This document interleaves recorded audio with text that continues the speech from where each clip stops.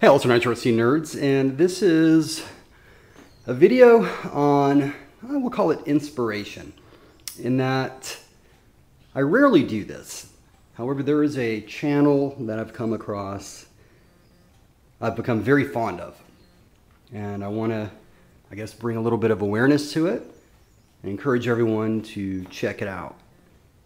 What's ironic is that the focus of this channel, for the most part, is the Traxxas T-Max.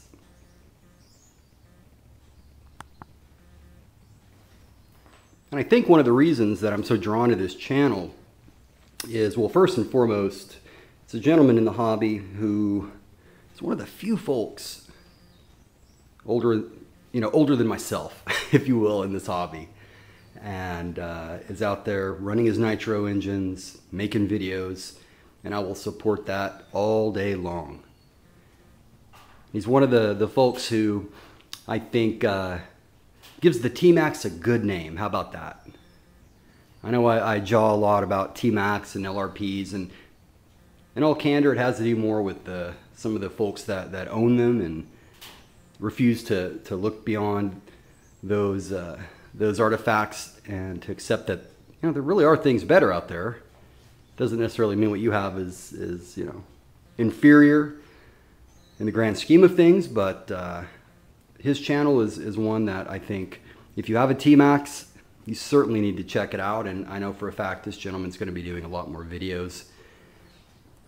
You can look at my description, and it's called Ron's RC Garage, I believe. Ron Stanley is the channel. So just look at my description, and what you'll find is a link to it, and I encourage everyone to take a look. And like I said, I did, and I was perusing one day and I saw it, and I almost passed on because it was T-Max, but I started listening to him and I thought, yeah, okay, I like what he's doing here. I really like what he's doing. As if further inspiration was needed, there's some things that Ron has experienced and I'm currently going through myself. And, again, it's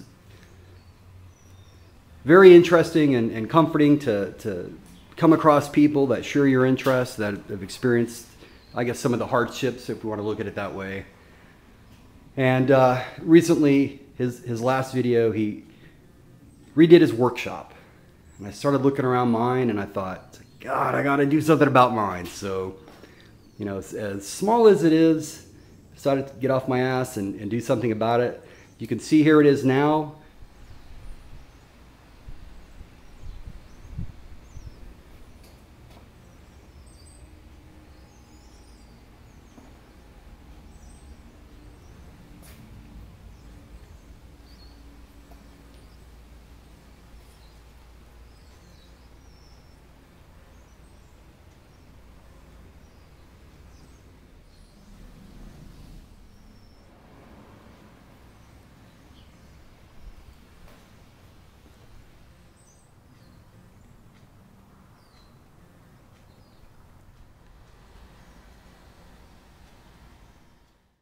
And via the power of inspiration, we now have this. Not spectacular, but certainly, I'd say a lot better. So how about a quick random unboxing? And I mean really random. All right, first off, new tank for the Savage. You can see here that I've got quite a few Savage tanks. In fact, the one that I'm using right now, I think it's okay, but the fact that I just think that, I'm not positive, compels me to get a new one. They're inexpensive, plus I'm putting on a new engine. And, honestly, regardless if it's the Savage or any vehicle, fuel tank is a maintenance item for me. In fact, the whole fuel delivery system is a maintenance item, because I'm telling you, if you have not changed out tanks in at least, definitely 2 gallons, I change them out every gallon. I'd suggest it, because whether or not you think there's a problem, just try it and tell me if you don't see an improvement. So anyways, but here's the new tank. Came with that groovy sticker as well, that we all remember from when we first got our Savage. Did you pay attention? Were you guys cautious? Again, these are one of those little things but big things that have an aggregated effect, and that they're things that we might not all see. I'm not into my shelf queens. I don't really care. I mean, obviously I want my vehicles to look nice, but it's how they perform and how durable they are. That's what's important to me. So something, like a the joint post right here, taking out the one that was bent, finding it and putting a new one in that's straight. That's important stuff, you know. It doesn't get all the flash and glitz and all of that, but at the end of the day, my truck's running right.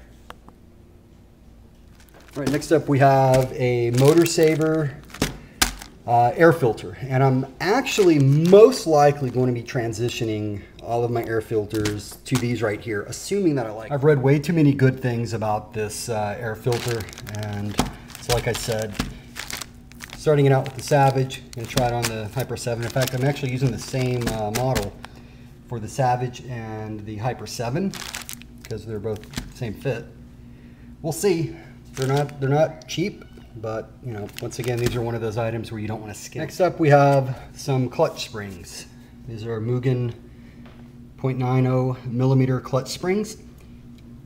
These are actually for the Savage. So today with the Savage, with this engine right here, the stock engine, when I'm running aluminum, because I run both aluminum and nylon, but when I'm running aluminum, I'll either run an M2C or this Mugen MBX clutch right here, and I will run, the best setup that I found are two 1 millimeter springs and 1.95 millimeters. So consequently, if anyone is looking for an aluminum aftermarket clutch for the Savage, I'd certainly recommend this Mugen one, but I would recommend soup to nuts, which would be the collet, clutch nut, springs, shoes, all of that good stuff as well. And I'm going to continue to run this for my aluminum, probably another gallon at least. I can probably get off these shoes, then I'll transition to Buku. However, I'm no longer going to be running the stock engine, so I obviously want to change, you know, my clutch settings to match what I will be running, which will be this clocked Novorossy 28.5.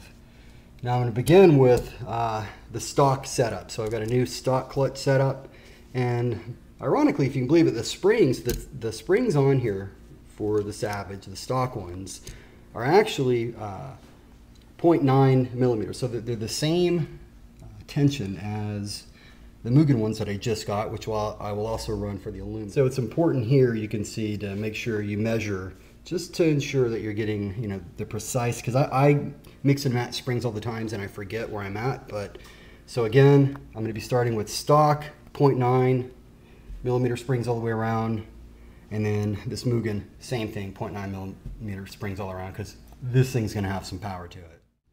Now I'm one of these guys, I like to have a lot of shock springs. You can see here.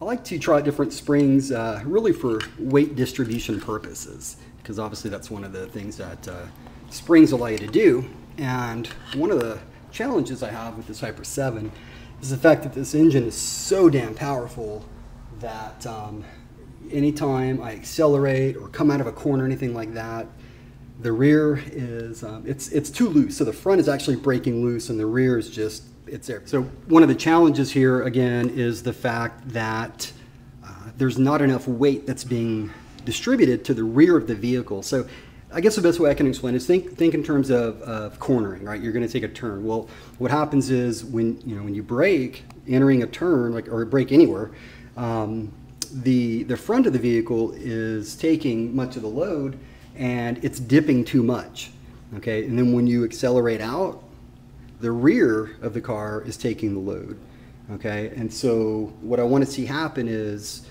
transferring all that to the rear, right, where it's softer, and the front stiffer, so A, it doesn't dip as much, and when I accelerate, again, it will lift up and transfer everything to the back so that I can have more grip in the rear and the front just doesn't go everywhere.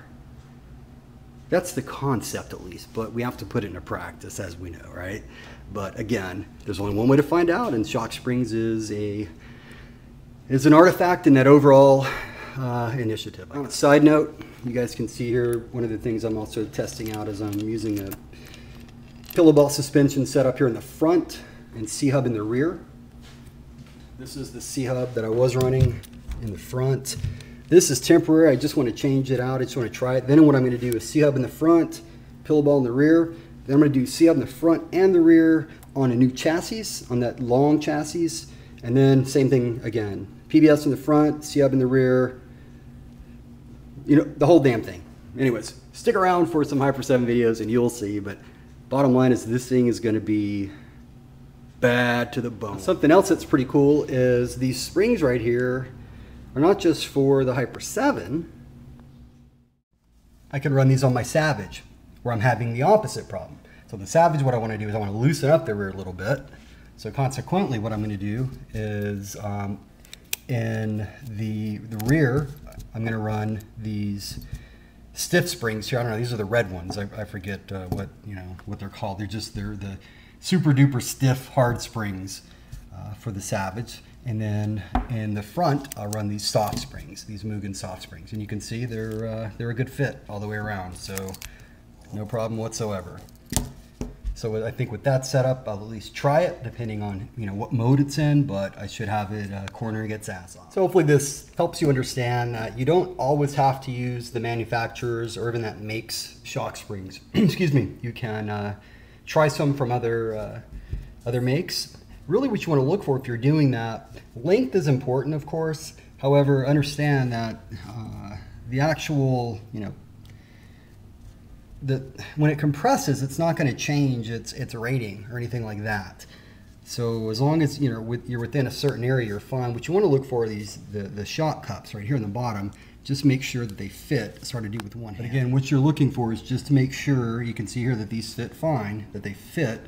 So as an example, if I use, let's say, something from the MBX series, if I use springs from that, they would not fit because there's quite a bit of a difference here. I don't want to, again, with one hand it's hard, but you can see here the difference in size. All right, so some final things. First, remember, definitely check out Ron's RC Garage. And again, for me to just come out and recommend a channel like this, I rarely do it, so I think it'll be worth your time. Next, a lot of you really missed the double secret video that I put out there. I put these little embedded links in the last tuning video. Perhaps I'm too sharp for you guys. I don't know. I'm just teasing. But I put a hint. I put a really good hint at the beginning of the video, just like I did in this one. That's another hint.